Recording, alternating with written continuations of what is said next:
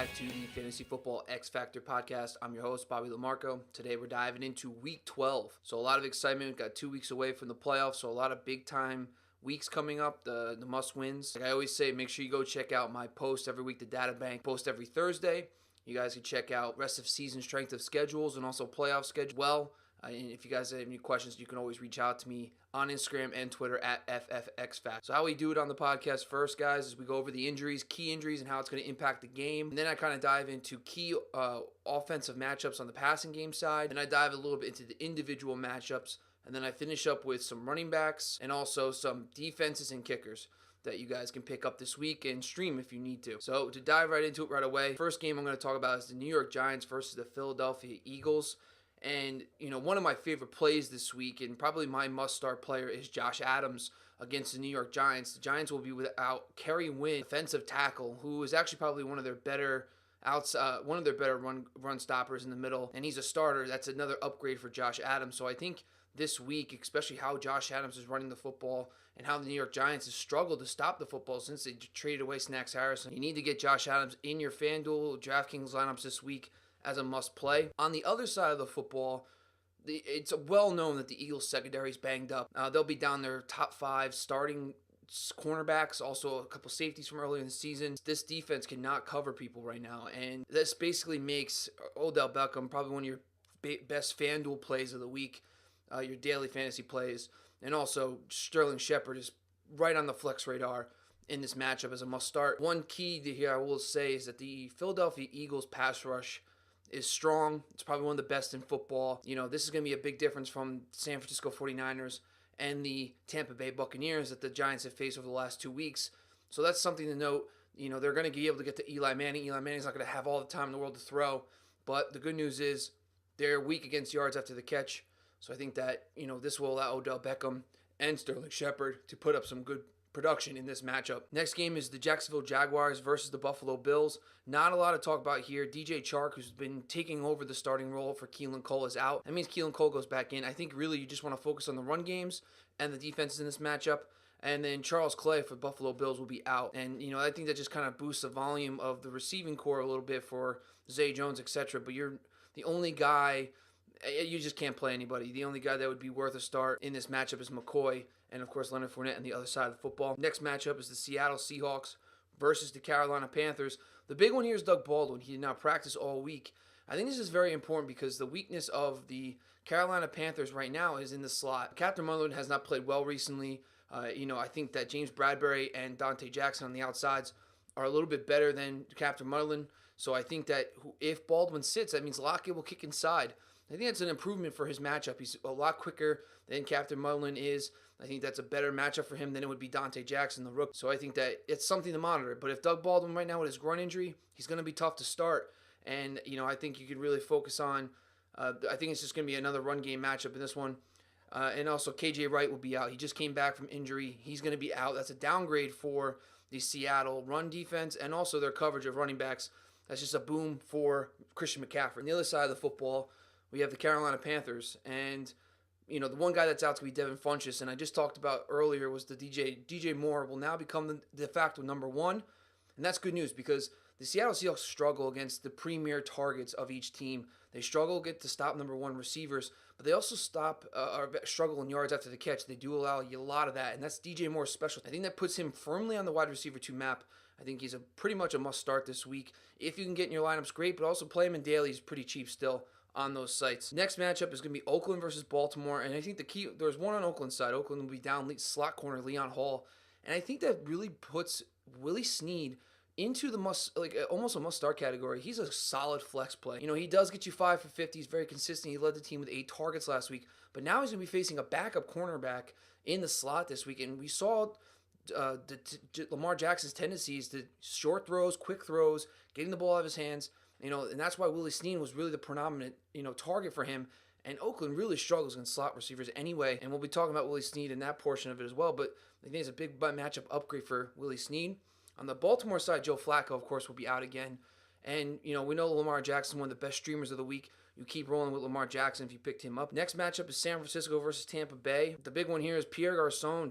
Pierre Garçon right now His loss is going to mean Marquise Goodwin has a premier matchup on the outside versus the outside corners of Tampa Bay. And I think if you have Marquise Goodwin and you cannot play him in this matchup, then there's no point in keeping him on your team. So this is like a make or break week. Last week, 2 weeks ago, he played pretty well. He didn't do anything special, but I think that in this matchup against Tampa Bay, in a game that Jameis Winston on the other side should be able to produce some points, Marquise Goodwin needs to be in your lineups this week. He should have a decent game against the outside boundary corners of Tampa Bay. On the Tampa Bay side, there are some key injuries still. We always talk about K1 Alexander. He's out for the season with the ACL, but Lavonte David will be out again. We just saw Saquon Barkley eat them alive on the ground and through the air because Justin Evans, the safety, is going to be out. MJ Stewart in the slot is out.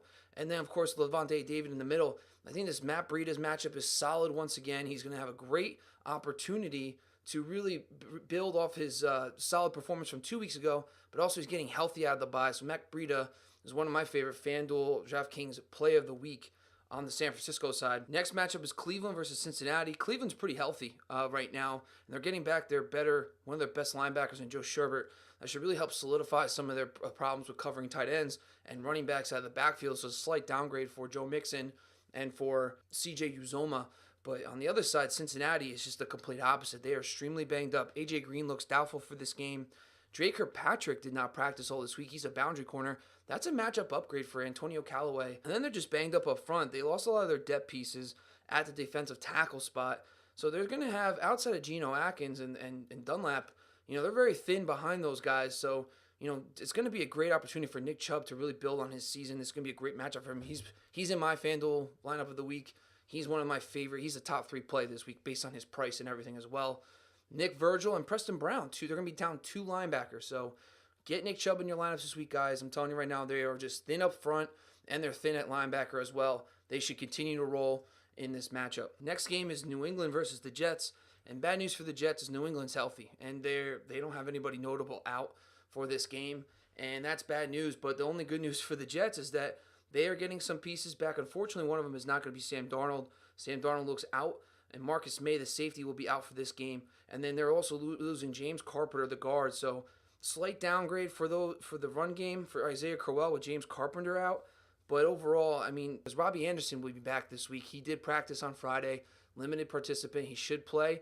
That's something to monitor. If he does play, that he'll see a lot. He's not a great individual matchup versus Stephon Gilmore, but it's better for the offense overall, so hopefully he does play. Next matchup is Arizona versus the LA Chargers. And on the Arizona side, Daquan Buchanan's going to be out, the linebacker. Rudy Ford is also out. He's defensive tackle. Slight downgrade for the Arizona run defense. And then also on the offensive side, DJ Humphries and Chad Williams. DJ Humphries' loss at the left tackle spot is bad news, been bad timing. Joey Bosa practiced in full this whole week. This is not good timing to be missing your left tackle against Joey Bosa. They did, on the other side, they did lose Corey Liuget. So Corey Liuget is a great run stopper.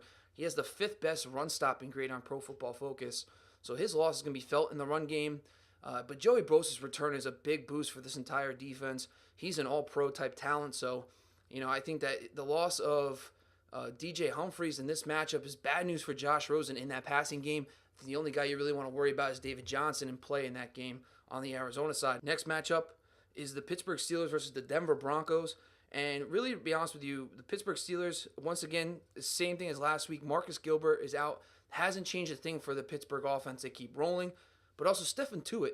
Tuitt is one of their better interior defensive linemen. This was a big thing, reason why Leonard Fournette had such a big game against them last week. This is a matchup upgrade for guys like Phillip Lindsay and Royce Freeman with Tuitt out. So I think you can keep rolling with Phillip Lindsay. We'll talk about him in a little bit as well. On the Denver side, they're missing defensive tackle, Steph Peace Thomas, but nothing really important to note there. The bigger one's Brandon Marshall. He's been out for a couple weeks now, and it's really affected their run defense. And I think that's a big news for James Conner, who I think can bounce back in this game versus Denver. Next matchup is the Miami Dolphins versus the Indianapolis Colts. Jakeem Grant is the only notable one on Miami's side, and obviously Albert Wilson. So really, when you're looking at matchups, Tannehill's return does spell good for Kenny Stills. So, it's just something to monitor. You don't really want to play too many guys in the passing game. The Indianapolis Colts could surprise people once again as a good defense. Last week, I told them they were my streamer defense of the week, and, I think they did surprise. They actually finished second on the week in some formats.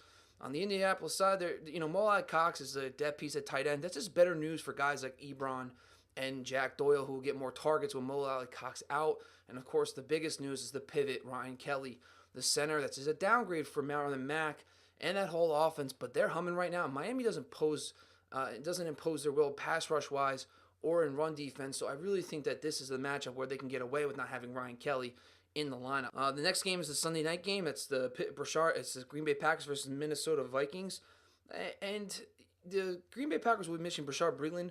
He looks out. He was playing the slot for them, and Kevin King looks like he might be on his return. So we'll have to monitor that to see how that goes.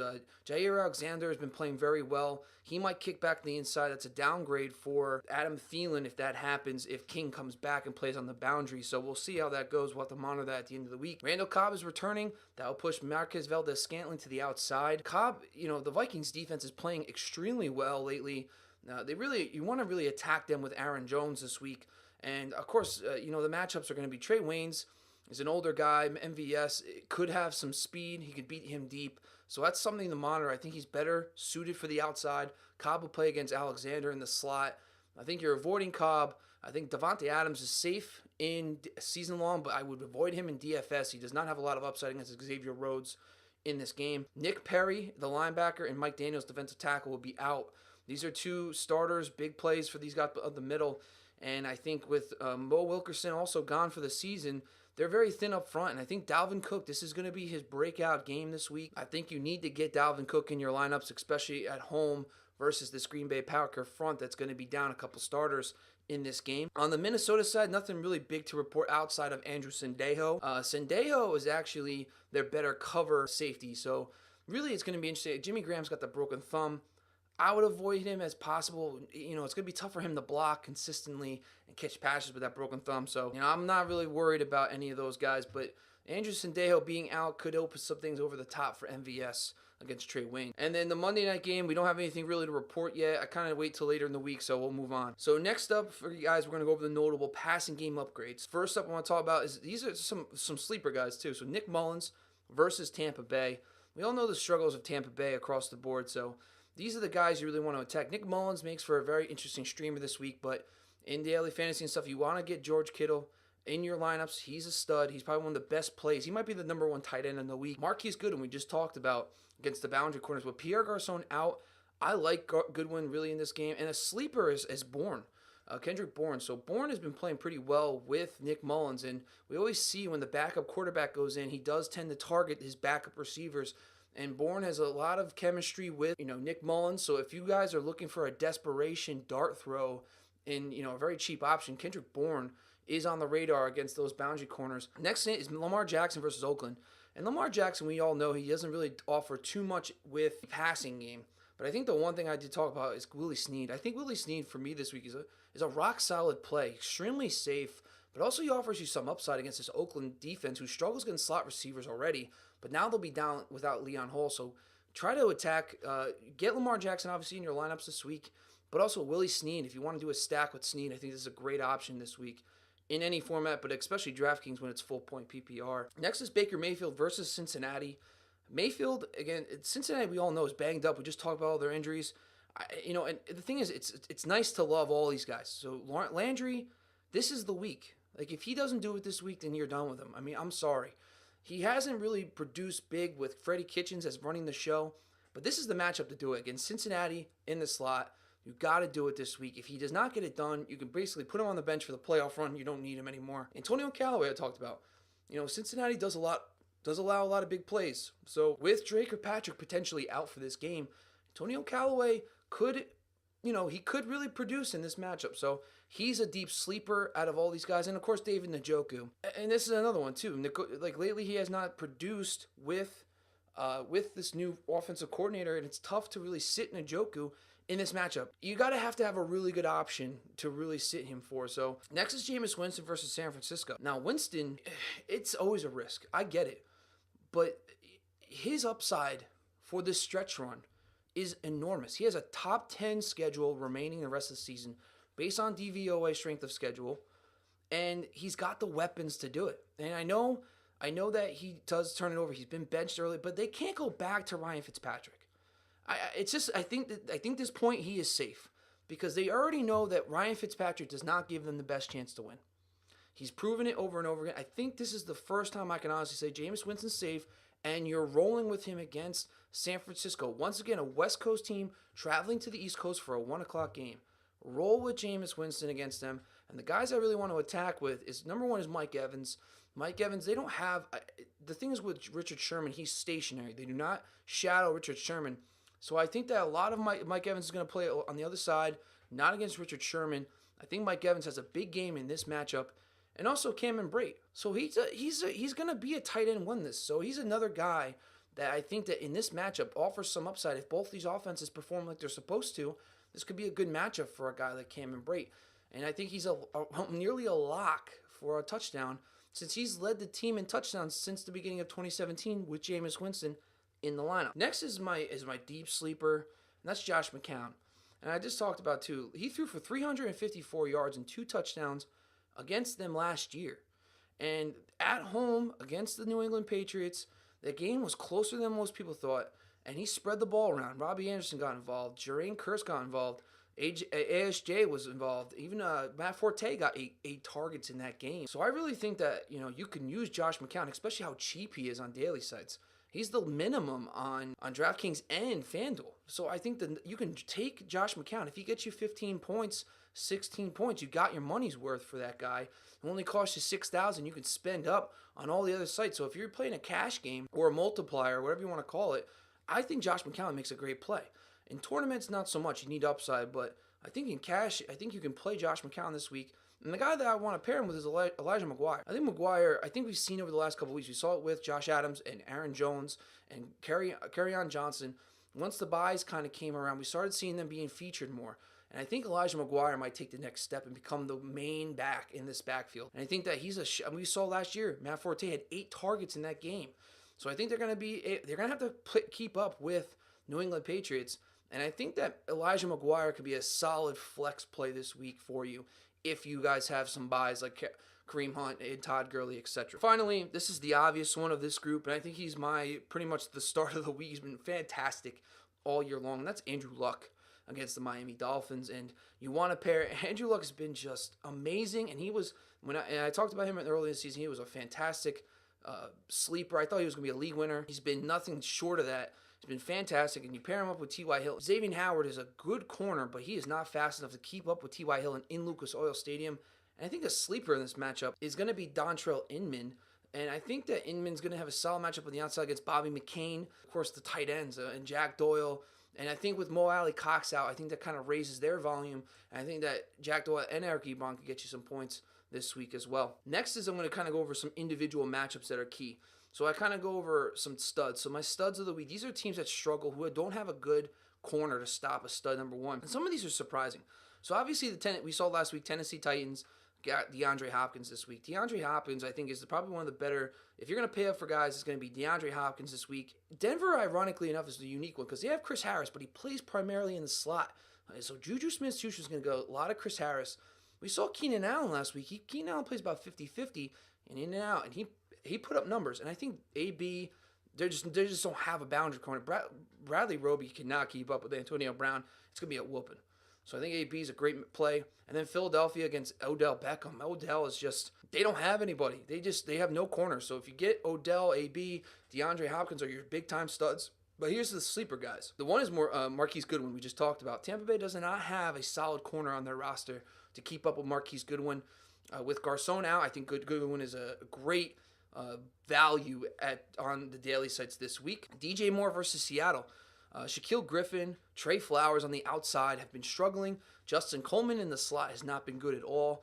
And I think DJ Moore, with now Devin Funchess out, is another great buy this week in FanDuel and DraftKings. And then the last one I want to talk about is Alshon Jeffrey against the New York Giants. Jeffrey's just a big body, and he's going to be going up against Jordan Jenkins, who has been getting absolutely roasted this year in coverage. So you got to get Alshon in your lineups as well. So those are kind of the big-time number one receivers I think you need to really go out. So just go over it. Marquise Goodwin versus Tampa Bay. DeAndre Hopkins versus Titans. Jarvis Landry, I didn't bring him up, but Jarvis Landry against Cincinnati. This has got to be his week. So Jarvis Landry's another one. DJ Moore versus Seattle, Odell Beckham versus Philadelphia, AB versus Denver, and then Alshon Jeffrey against the New York Giants. Next matchup is the slot receivers. So these are the guys who have the best slot matchups. And Julian Edelman versus the Jets. Julian Edelman might be my start of the week at the wide receiver position. He's not a big high price guy. He's not a true number one because of Josh Gordon on the outside, but the weakness of the Jets is in the slot. So Julian Edelman could have a monster game in this matchup versus Buster Screen or Perry Nickerson, whoever they start in the slot. Adam Humphries versus San Francisco. He's another guy that is a decent floor play in PPR because with Jameis Winston in the lineup this year, he averages about four catches, 60 yards in those games. So he only has one touchdown in the games that Jameis has played this season. So he doesn't offer you crazy upside. But if you're struggling to plug in a guy and you're in a PPR half-point PPR league, let's say you have the Rams or the Chiefs guys, and you're looking for someone to plug in. I think Adam Humphries is a decent play. And then of course the last one is the Carolina Panthers against Doug Baldwin and Tyler Lockett. So the Panthers have struggled against slot receivers very recently, and I think that if Baldwin's out, you got to play Tyler Lockett. And the thing I'm worried about with Baldwin's groin, he's not played well this season when he's hurt. So I think the only guy you're going to play here is Tyler Lockett if Doug Baldwin sits. And the last one I want to talk about too is the tight end matchups. So the tight end matchups that we have here, so the two studs have great matchups. So George Kittle and Zach Ertz, who are probably the most expensive on each site, have the best matchups. And to be honest with you, I advise you you could pay down at quarterback and pay up at tight end. That's kind of the strategy for this week. I think there's so much value at quarterback with those guys that we just talked about that you can go after these two guys, Zach Ertz and George Kittle. But here's some other notable matchups. David Njoku versus Cincinnati. Like we just touched about earlier, he's got a good matchup as well. Cincinnati's very banged up at the linebacker position. Vance McDonald versus Denver.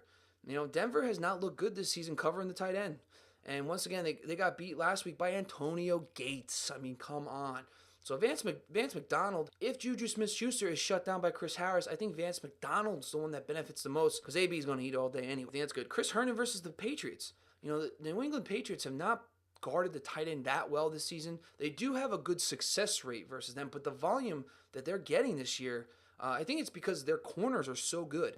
Jason McCourty and Stephon Gilmore, I think on the outside they're very good. So I think that you tack them in the middle of the field, and I think that's why Chris Herndon could be a good start, especially because Nate Sterling is still out with the concussion. And then a couple other guys that I want to run through real quick. Jared Cook versus Baltimore. I think Baltimore's same situation as New England. Jared Cook is probably basically the only guy you keep rolling with Jared Cook. And then my sleepers, Jonnu Smith versus Houston. Houston has struggled against tight ends as well. I think that you can play Jonnu Smith if you're desperate at the tight end position. If Mariota plays. If Mariota's out, I don't want anything to do with that passing game. You just fire up Houston's defense either. And then a couple deeper ones, Nick Vannett and Ed Dickson versus Carolina. Who is it going to be? They've been basically splitting snaps, and they have 3 targets to 2. It's just like it's tough to predict.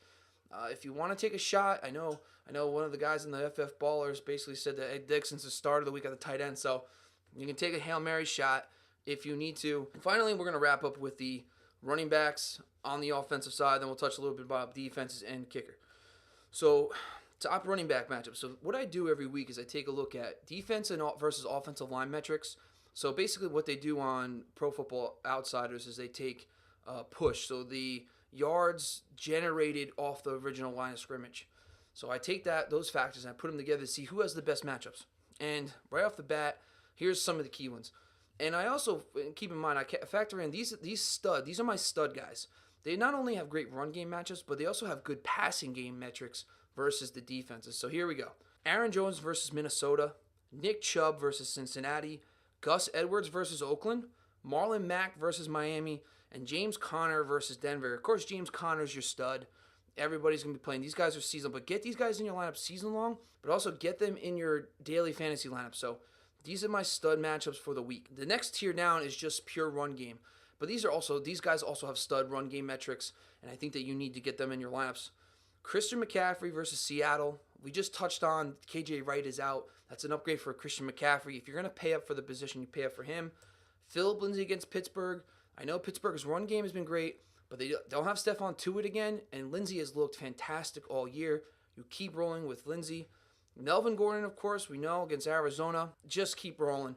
He's probably the consensus number 1 running back with Todd Gurley out. this week. If you need to pay up, you can also pay up for Melvin Gordon. Sony Michel versus the Jets. Now, the Jets' run defense has been hit or miss all year. We just saw Buffalo just bulldoze them 2 weeks ago. Now they're coming off the bye. I just think the New England Patriots are going to impose their will as much as they can in this matchup, coming off a bad loss of themselves. So Sony Michel, I think he's finally, he got the bye week, hopefully got a little healthy. I think that you can put him in your lineups this week. And finally, this is my guy, Josh Adams. My hands down start of the week is Josh Adams. Get him in your lineups. From what I saw on film, the way he's running the football, the way he ran the football, he was an every down player against these Saints in that game, and he looked fantastic. And the New York Giants are just hemorrhaging points to running backs. They are not looking great. They don't have Snacks Harrison gone, and they have Wynn out of this game.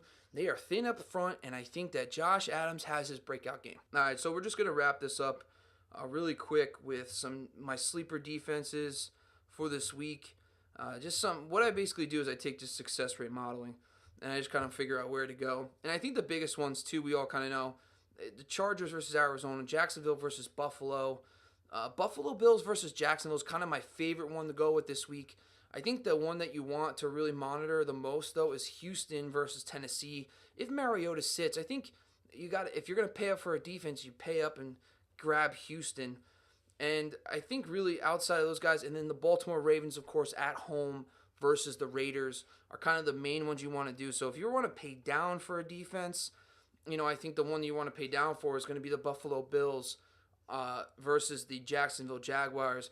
Otherwise, you're going to go pretty much chalk on those sites. The last one I want to talk about, though, is, I guess, another sleeper defense. If you can't get your hands on Buffalo, is the Colts again. They have been pretty good when they're healthy this season, and they're at home versus the Miami Dolphins defense that just hasn't found a rhythm because Tannehill's coming back. They're missing some playmakers on the outside. So if you're really desperate, I think you can go with Indianapolis Colts again this week versus the Miami Dolphins. Finally, the kickers that I talk about, I just want to bring up the one guy. If you had a Greg Zuerlein or a Harrison Buckner, I would go with Edris Rosas, who is the kicker for the New York Giants against the Philadelphia Eagles. I kind of like the matchup that Eli Manning, he does play well against Philly. He's thrown for 400 yards, nearly 400 yards in back-to-back games in Philly. So I think you want to roll with you want to get a piece of that pie, especially how banged up their secondary is. I think Rosas is probably he's actually quietly been probably the best all-around consistent player on the Giants because he doesn't miss kicks. So I think that Rosas, if you're looking for a kicker to stream this week, is the guy I want. So that wraps up my show for this week, guys. Once again, please go follow me at FFXFactor on Instagram and Twitter. But also, feel free to subscribe to my YouTube channel so you can get the notification right away when I put my podcast up every Friday. And once again, this is Bobby Lamarco, and thanks for joining me, guys. Good luck.